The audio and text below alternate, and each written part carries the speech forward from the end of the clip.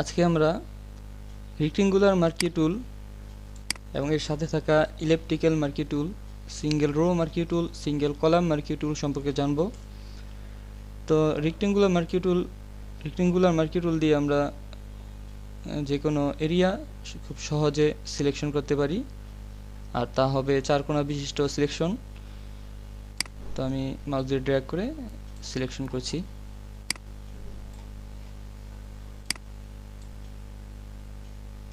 আবার যদি আমরা চাই যে সিলেকশন করা জায়গাটি বাদ দিয়ে দিব, ডিসিলেক্ট করে দিব, তাহলে কন্ট্রোল ডি।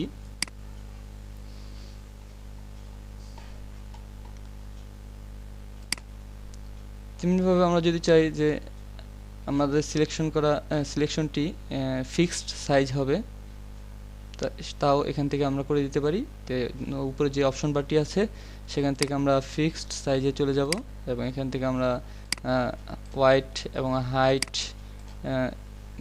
আমাদের পরিমাণ মতো দিয়ে আমরা এভাবে মাউস দিয়ে ড্র্যাগ করে আমরা খুব সুন্দরভাবে নির্দিষ্ট পরিমাণে সিলেকশন করতে পারবো।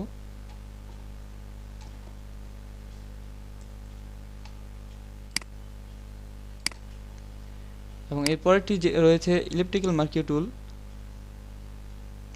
এটা দিয়েও আমরা সিলেকশনের কাজই অনুরূপভাবে করতে পারবো, কিন্তু এটা হচ্ছে পার্থক্য হচ্ছে শুধু গোলাকার যে কোনো সিলেকশনের কাজে এটা ব্যবহার করতে পারবো। তো আমি মাউস দিয়ে ড্র্যাগ করে যে কোনো জায়গায় এভাবে আমরা খুব সহজে গোলাকার করে সিলেকশন করতে পারি। যদি শিফট চেপে আমরা করি তাহলে হাইট ওয়েট সমানভাবে হচ্ছে।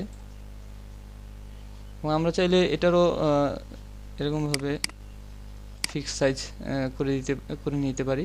আমাদের যতটুকু হাইট ওয়েট প্রয়োজন আমরা এখান থেকে তা করে নিতে পারি।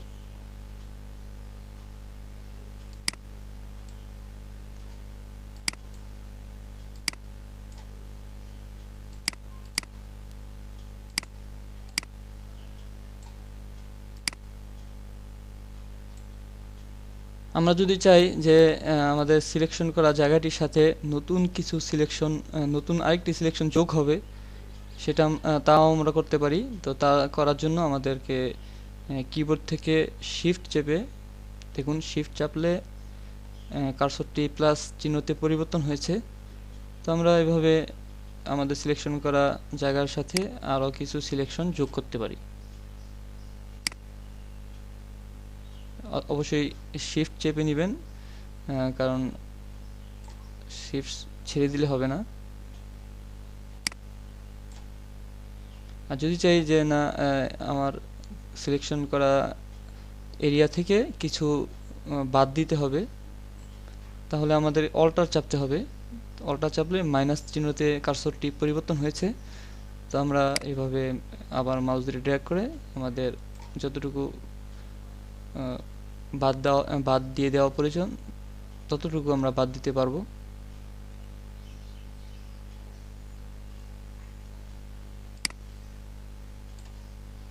তো অনুরূপভাবে এই কাজটি উপরে অপশন বারেও রয়েছে, যে আমরা যদি অ্যাড করতে চাই এখানে অ্যাড সিলেকশনে আমরা সিলেক্ট করে আমরা যে কোনো সিলেকশন এখানে যোগ করতে পারি।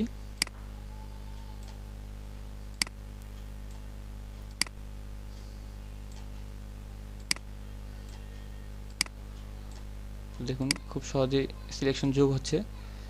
এটা হচ্ছে অপশন বারে হচ্ছে নর্মালি এভাবে কাজ করার জন্য। আর যদি আমরা একটু কিবোর্ড থেকে করি তাহলে খুব দ্রুত করা যায়। এজন্য কিবোর্ড থেকে শুরু থেকে ধীরে ধীরে শিখবেন।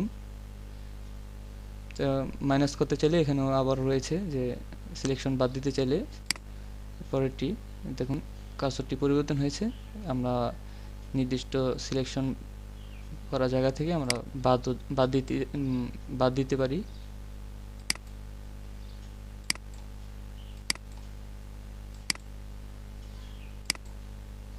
আবার চাইলে যোগ করতে পারি। তো কিবোর্ড থেকেও দেখলেন যে কিবোর্ড থেকেও করা যায়, এখানে অপশন বারও অনুরূপভাবে রয়েছে, এখান থেকেও করা যায়। আমরা যদি চাই যে সিলেকশন করা জায়গাটি আমরা কালার করব, তাও আমরা করতে পারি। দেখুন এখানে কালার সোয়াচ অপশন থেকে আমরা যে কোনো কালার নির্বাচন করে এখানে পেন বাকেট টুল দিয়ে আমরা কালার দিয়ে দিতে পারি এবং কন্ট্রোল ডি চেপে ডিসিলেক্ট করে দিতে পারি। তেমনি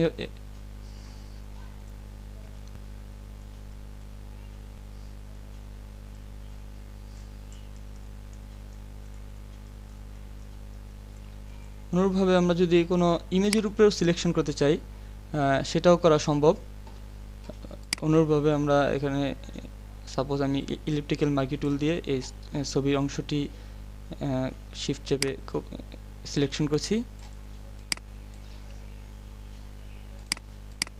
এবং এটা আমরা চাইলে আমাদের মাউস দিয়ে ড্র্যাগ করে আমাদের নির্দিষ্ট আমরা পেজে নিয়ে আসতে পারি।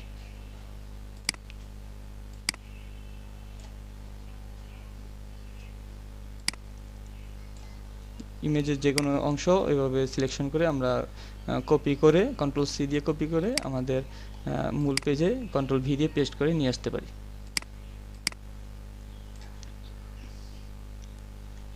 এবং আরেকটি কাজ হচ্ছে যে উপরে অপশন বারে ফেদার রয়েছে, তো এখানে আমরা ফেদার পরিবর্তন করেও বিভিন্ন দৃষ্টিনন্দন ইফেক্ট তৈরি করতে পারি। সাপোজ আমি যদি এখানে ফেদার 30 দেই, 30 দিলাম এবং আমাদের এই ইমেজটির উপর আমরা যদি সিলেকশন করি, আমি ইলিপ্টিক্যাল মার্কি টুল দিয়ে সিলেকশন করছি এবং কন্ট্রোল সি দিয়ে কপি করছি আমাদের মূল পেজে, কন্ট্রোল ভি দিয়ে পেস্ট, সরি এখানে ফেদারটা আগে ফেদারটা দিয়ে নিতে হবে। আমি আবারও দিচ্ছি 30, তারপরে আমি আমাদের ইমেজটি সিলেকশন করছি এবং কন্ট্রোল সি দিয়ে কপি করছি এবং নির্দিষ্ট পেজে আমরা কন্ট্রোল ভি দিয়ে পেস্ট করছি। তো দেখুন আমি কন্ট্রোল টি দিয়ে এবং শিফট চেপে এটা বড় করেছি যাতে বোঝার সুবিধার্থে। তো দেখুন ফেদার দেওয়ার কারণে চারপাশ দিয়ে এটা ব্যাকগ্রাউন্ডের সাথে মিশে একটি চমৎকার ডিজাইন ইফেক্ট তৈরি হয়েছে। তো মূলত ফেদার আমাদের কাজের ক্ষেত্রে ফেদার এখান থেকে কমিয়ে বাড়িয়ে আমরা আমাদের ডিজাইনে ব্যবহার করব। এ হচ্ছে ফেদারের কাজ।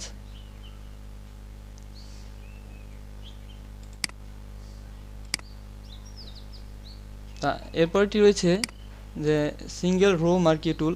তো সিঙ্গেল রো মার্কি টুল দিয়ে আমরা যে কোনো একটি লাইন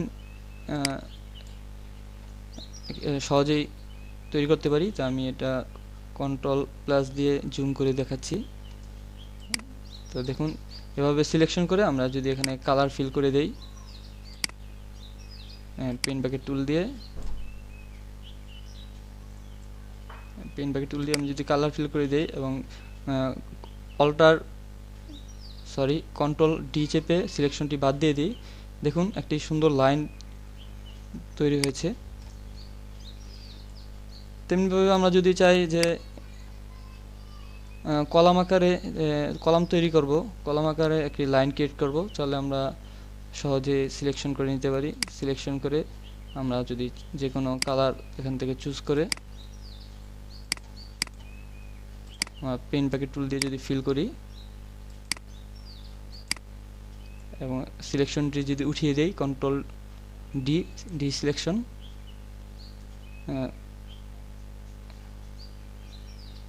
তো দেখুন খুব সুন্দরভাবে একটি কলাম আকারে একটি লাইন